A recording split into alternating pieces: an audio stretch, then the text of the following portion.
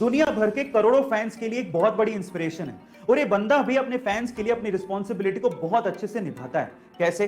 हाल ही में euro 2020 match से पहले प्रेस कॉन्फ्रेंस में जैसे क्रिस्टियानो रोनाल्डो पहुंचे, उन्होंने नोटिस किया कि माइक के पास दो सॉफ्ट ड्रिंक की बोतल्स रखी हुई हैं। तो उन्होंने तुरंत उन सॉफ्ट ड्रिंक की बोतल्स को हटाया और कैमरे के सामने पानी की बोतल को पकड़ के ये कहा, ड्रिंक वाटर। हालांकि वो सॉफ्ट ड्रिंक का ब्रांड पूरे टूर्नामेंट का ऑफिशियल स्पॉन्सर था, लेकिन इस बात की परवाह रोनाल्डो ने नहीं की और सही संदेश अपने फैंस को दिया। और ऐसा करके रोनाल्डो ने अपने फैंस में अपना विश्वास और मजबूत किया। दिखाया था कि किस तरह से रोनाल्डो ने यूरो 2020 की एक प्रेस कॉन्फ्रेंस में सॉफ्ट ड्रिंक्स की बोतल को हटा दिया था और पानी की बोतल को लहराते हुए पानी पीने की सलाह दी थी। और कुछ ऐसा ही अभी फ्रांस के एक खिलाड़ी ने भी किया है। उस खिलाड़ी का नाम है पॉल पोग्बा।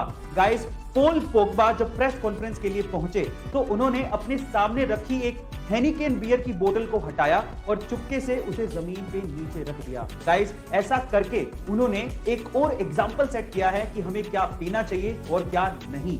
और इस तरह से ये वीडियो भी वायरल हो गई। गाइस, जब रोनाल्डो ने ऐसा किया था तो कंपनी को $4 बिलियन का नुकसान हुआ था। अभी पोग्बा ने जब ये किया है तो बियर कंपनी को कितना नुकसान होगा ये तो वक्त ही बताएगा। आप मीडिया प्लेटफॉर्म इंस्टाग्राम को यूज करते हो तो आपको ये पता ही होगा कि आप इंस्टाग्राम पे किसी प्राइवेट प्रोफाइल को सिर्फ तभी देख सकते हो जब आप एक दूसरे को फॉलो कर रहे हो। अदरवाइज आप इंस्टाग्राम पे प्राइवेट प्रोफाइल को नहीं देख सकते। लेकिन मुंबई के रहने वाले मयूर ने इसमें खामी ढूंढ डाली। जी हाँ गाइस, मुंबई के रहने वाले मयूर ने इंस्टाग्राम में एक बग ढूंढा जिसके जरिए वो इंस्टाग्राम की किसी भी प्राइवेट प्रोफाइल को देख सकते थे। और इस बात की जानकारी उन्होंने तुरंत फेसबुक को दी और फेसबुक ने एनालाइज करने के बाद ये माना कि हाँ, ये खामी थी, ये बग इंस्टाग्राम में मौजूद था। और उसके बाद उन्होंने इसको ठीक किया और उसके बाद फेसबुक की तरफ से ईमेल के जरिए मयूर को यह जानकारी दी गई कि उन्हें बाउंटी के तौर पे $30,000 यानी कि लगभग 22 लाख रुपए का इनाम दिया जा रहा है। गाइस, हमें चैट सेक्शन से बहुत प्यार है। वो मार्स पे इंसानों की सेल्फ सस्टेनेबल बस्ती बसाना चाहते हैं, पर सवाल ये है कि मार्स ही क्यों? क्या किसी और प्लेनेट पे ये पॉसिबल नहीं है? तो इस पे एलोन मस्क ये कहते हैं कि हमारे सोलर सिस्टम पे हमारे पास ऑप्शंस ही क्या हैं।